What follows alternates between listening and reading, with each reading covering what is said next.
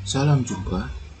Pada video kali ini, kita akan membahas mengenai analisis distraktor atau pengecoh menggunakan analisis RAS. Nah, jadi di dalam analisis RAS itu, kita juga bisa menganalisis distraktor atau pengecoh.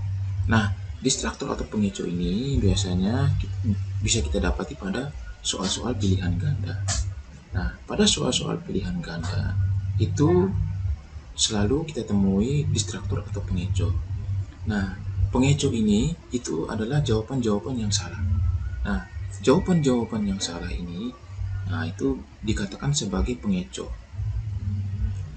Nah, pengecoh atau jawaban-jawaban salah ini itu akan berfungsi dengan baik jika pengecoh-pengecoh ini dipilih oleh siswa dengan kemampuan yang rendah.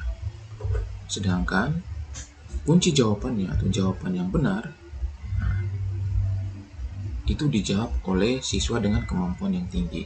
Nah, ini berarti bahwa pengecoh atau distraktor ini memang berfungsi sebagai pembeda antara siswa yang berkemampuan rendah dengan siswa yang berkemampuan tinggi. Nah, di dalam analisis RAS, pengecoh bisa diartikan seperti itu ya. Jadi pengecoh itu berfungsi sebagai pembeda antara siswa yang memiliki kemampuan yang rendah dengan siswa yang berkemampuan tinggi. Nah, pengecoh atau jawaban yang salah ini itu akan berfungsi dengan baik jika dia dijawab oleh siswa dengan kemampuan yang rendah. Nah, sebaliknya, pengecoh tidak berfungsi dengan baik apabila justru pengecoh ini dijawab dengan tidak dijawab oleh siswa dengan kemampuan rendah, tapi malah siswa yang berkemampuan rendah ini mampu menjawab pilihan yang benar. Kalau siswa mampu menjawab pilihan yang benar, siswa yang dengan kemampuan rendah mampu menjawab pilihan yang benar, maka bisa dikatakan pengecoh atau jawaban salah itu tidak berfungsi dengan baik. Karena memang fungsi dari pengecoh ini adalah berfungsi sebagai pengecoh yang nantinya dipilih oleh siswa dengan kemampuan yang rendah. Oke, kita akan mulai menganalisisnya menggunakan WinStep ya. Oke, di sini saya sudah memiliki file seperti ini. Lalu kemudian saya akan geser ke sini. Lalu kemudian saya enter kembali.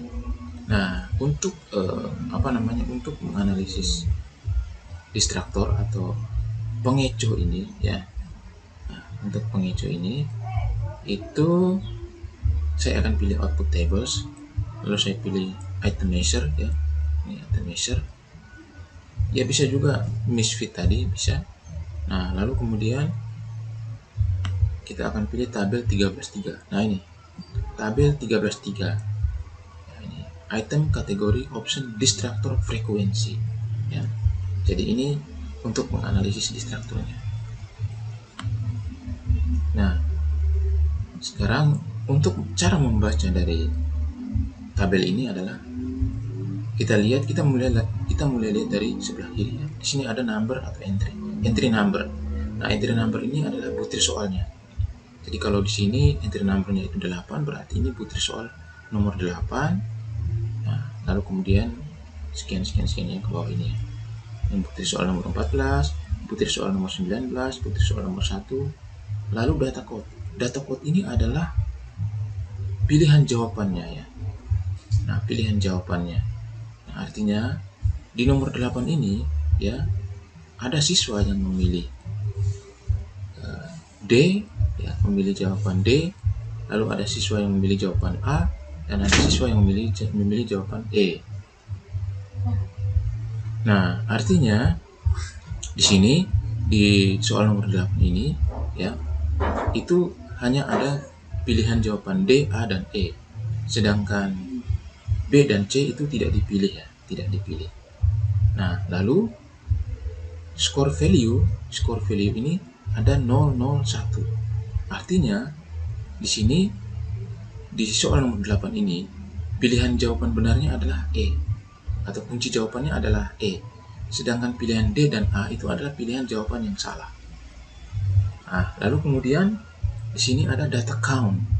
Nah, data count ada persentasenya dan ada countnya ya.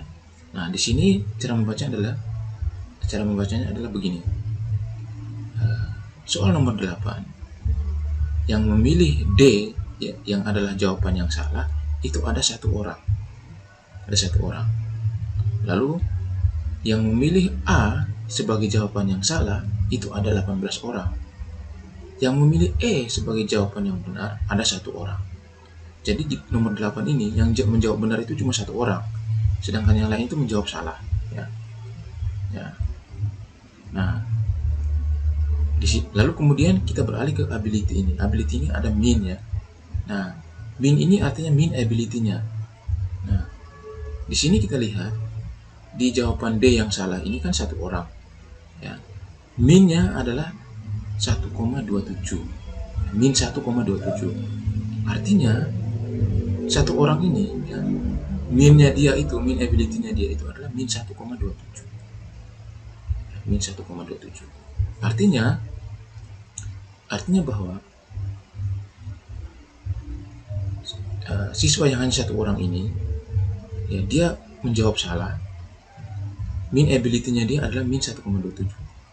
Nah, artinya kita bisa menduga bahwa siswa ini yang menjawab salah ini memang betul-betul adalah siswa dengan kemampuan yang rendah, karena min ability-nya min 1,27. Nah, lalu kemudian A ya, jawaban A yang salah ini itu dijawab oleh 18 orang. Artinya banyak sekali, ada 18 orang yang menjawab salah. Nah, itu min ability-nya adalah 0,90. Nah, ada 18 orang yang menjawab salah, tapi min ability-nya adalah 0,90.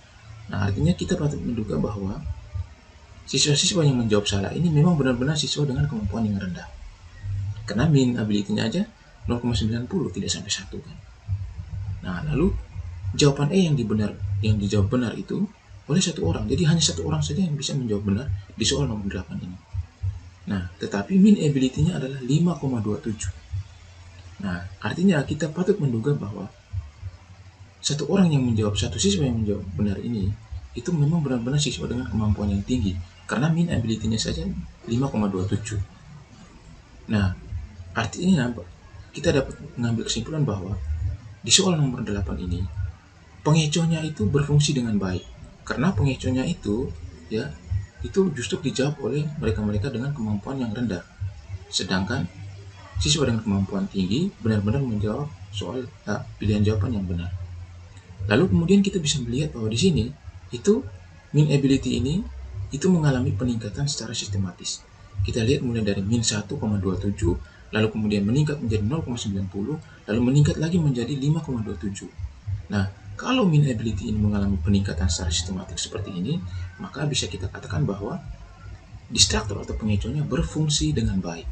Nah, min ability ini kalau misalnya dia tidak mengalami peningkatan secara sistematik, barulah dikatakan bahwa di situ terjadi bahwa pengecoh atau distraktor itu tidak berfungsi dengan baik. Nah, contohnya apa? Contohnya pada soal nomor 19. Nah, pada soal nomor 19 ini kita lihat min ability ini itu tidak mengalami peningkatan secara sistematik. Kita melihat di sini dari 0,09 lalu meningkat menjadi 0,77, meningkat menjadi 1,60, lalu mengalami penurunan menjadi 0,64 justru di pilihan jawaban yang benar. Ya, kita lihat di sini di soal nomor 19 itu ada 1, 2, 3, 4. Jadi ada pilihan jawaban yang dijawab itu ada 4, yaitu B, C, A, dan E. Nah, butir soal 19 ini kunci jawabannya adalah E ya, adalah E. E ini adalah pilihan jawaban yang benar, sedangkan B, C, dan A itu adalah jawaban yang salah. Nah, di sini kita lihat B sebagai jawaban yang salah itu dijawab oleh dua orang, dan mean ability-nya adalah 0,09. Nah, karena mean-nya itu rendah, maka bisa kita katakan bahwa dua orang ini memang memiliki kemampuan yang rendah. Nah, lalu C itu sebagai jawaban yang salah dipilih oleh 7 orang. Mean ability-nya 0,77. Lalu A itu dijawab salah ya oleh 8 orang. Lalu mean ability-nya adalah 1,60. Lalu di E kita lihat sebagai jawaban benar itu dijawab oleh 3 orang. Dan mean ability-nya 0,64. Dia mengalami penurunan dari 0,09 lalu 0,77 lalu 1,60 menurun menjadi 0,64. Nah, kalau misalnya mean ability itu mengalami penurunan seperti ini, maka bisa kita katakan distraktornya tidak berfungsi dengan baik. Nah, kita lihat pada jawaban benar. Nah, jawaban benar ini itu dijawab oleh 3 orang. Mean ability-nya 0,64. Nah, itu berarti bahwa dari 3 orang ini bisa kita katakan bahwa 3 orang ini ya itu adalah mereka dengan tingkat kemampuan yang rendah. Karena kita tahu bahwa mean ability-nya saja 0,64. Kalau seandainya mereka bertiga ini memiliki kemampuan yang tinggi, maka mean ability-nya juga pasti akan tinggi, di atas 1 begitu. Tetapi karena mean ability mereka rendah, maka bisa kita katakan bahwa 3 orang ini adalah mereka dengan kemampuan yang rendah.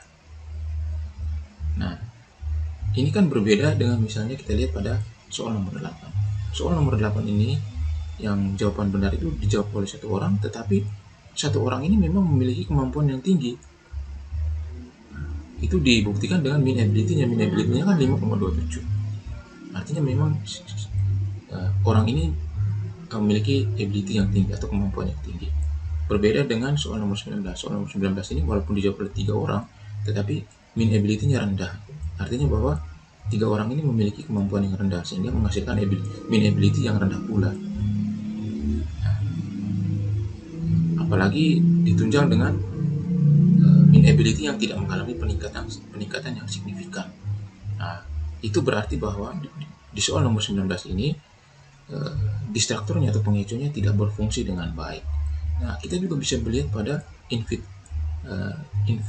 mean square-nya, outfit mean square-nya, dan